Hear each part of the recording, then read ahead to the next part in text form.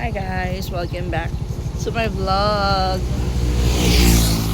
Aga naman ngayon Maaga kami ngayon. Kasi merong merong pupunta dun sa bukid para maggabas. Ano ba yung Tagalog ng gabas? Mag chinso. Hinihingi niya yung kailangan yung pedido doon. Syempre, paano siya makakapaggabas kung hindi niya alam kung ano yung size na kukunin niya doon. Kaya sabi ko 8:30 pa ako aakyat kasi alis ako ng 8. So makakarating ako doon ng 8:30. Sabi niya nandun na daw. Sabi na may-ari ng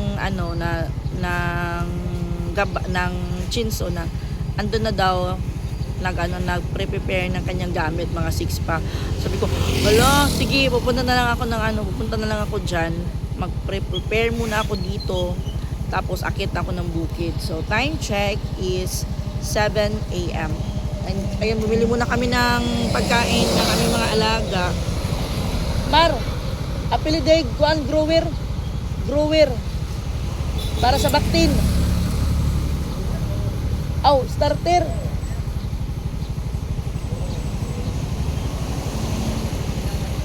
Free starter of starter. Saan lang? 5. Kalimutan ko si Juliana. Pagkain pala ni Juliana. Wala na akong pagkain ni Juliana. So, tapos na siya sa free starter. Starter na siya. And then next niyan, pagkatapos ng starter is grower siguro. So, kumbaga mahaba-haba pa yung nalakbayin namin ni Juliana bago siya maging mommy pig. Kasi nag-start kami ng biik. Maaga pa pero yung init masakit na sa balat. And then bukas yung schedule namin pagpunta ng Simala. Hopefully marifanan ako ng kasi meron akong binili na bigas. 5 sacks. Total of 12,500. Yung bili ko ng bigas na yun is nasa 2,500 pesos pa. And then, ayun, nagbayad ako kaagad. And yung nangyari, kilala ko naman siya. Hindi ko siya personally kilala, pero na-meet ko na siya. Na-meet ko na siya through online. Tapos, pinuntahan ko yung store niya. So, meron siyang physical store. Pinuntahan ko yung store niya. Tapos, ayun, nakita ko nagbebenta siya ng murang bigas. Kaya sabi ko, bibili ako ng 5 sako kasi ipapang benta ko dito sa amin. Tapos ayun na, 2,500 plus 50 pesos per sack na delivery.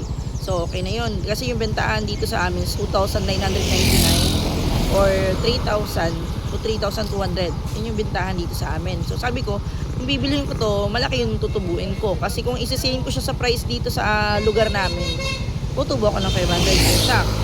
Malaki naman yan. And then, kahit mag-down ako sabi ko, kahit benta ko ng 299, kasi yun naman yung bintahan dito, per sack 299 to 3,200. Malaki na yung 200.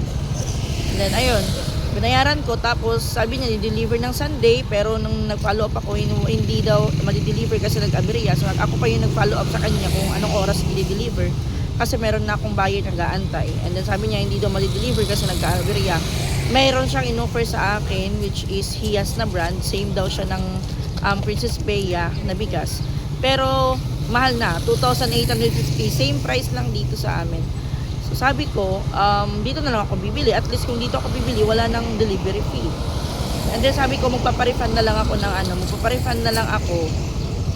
kasi dito na lang ako bibili. Sabi niya, okay, sige, refund ko today or tomorrow. So, ngayon, yung sabi niya, kahapon at saka ngayon, inaantay ko kasi kailangan kong magpa-refund dahil pupunta na kami ng bukid. Okay, see you later. Alligator. Ay, nabali yung saging. Si Edmar, inuna niya magpakain ng mga manok. Ihuli niya yung baboy kasi maaga pa. Yung mga baboy kasi hindi namin sinanay ng maaga. Dahil Just in case na late kami makakapunta dito, at least hindi pa sila masyadong gutom. At saka late din namin silang pinapakain kapag hapon. Eh, salamat.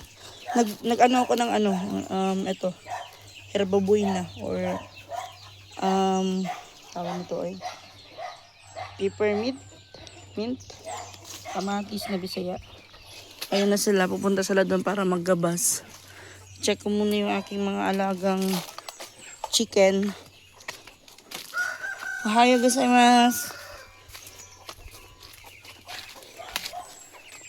Good morning! Wala na yung tubig.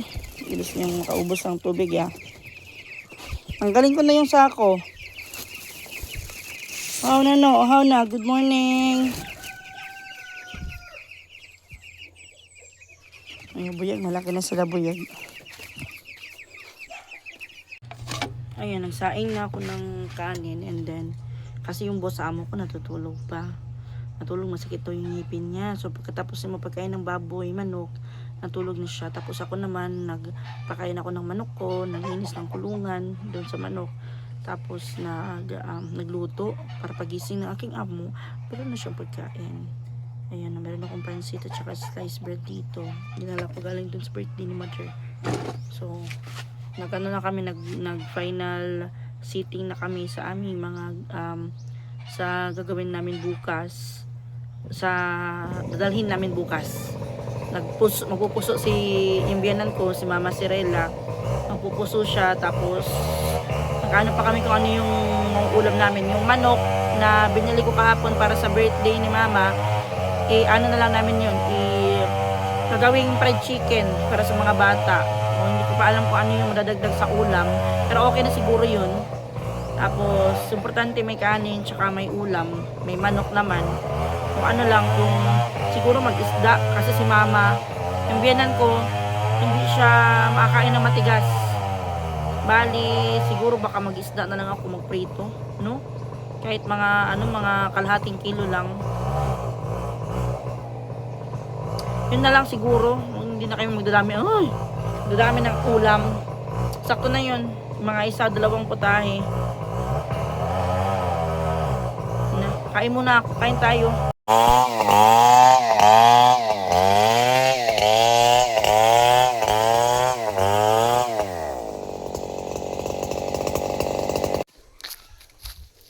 Butong.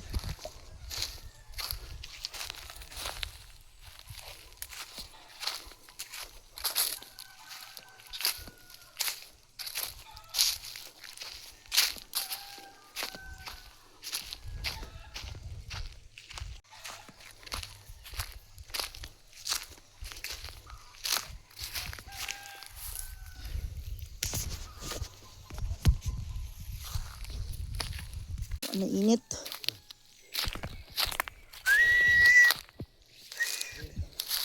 Naaman ni ubod, no? So, kapag kuhaan eh. Ay.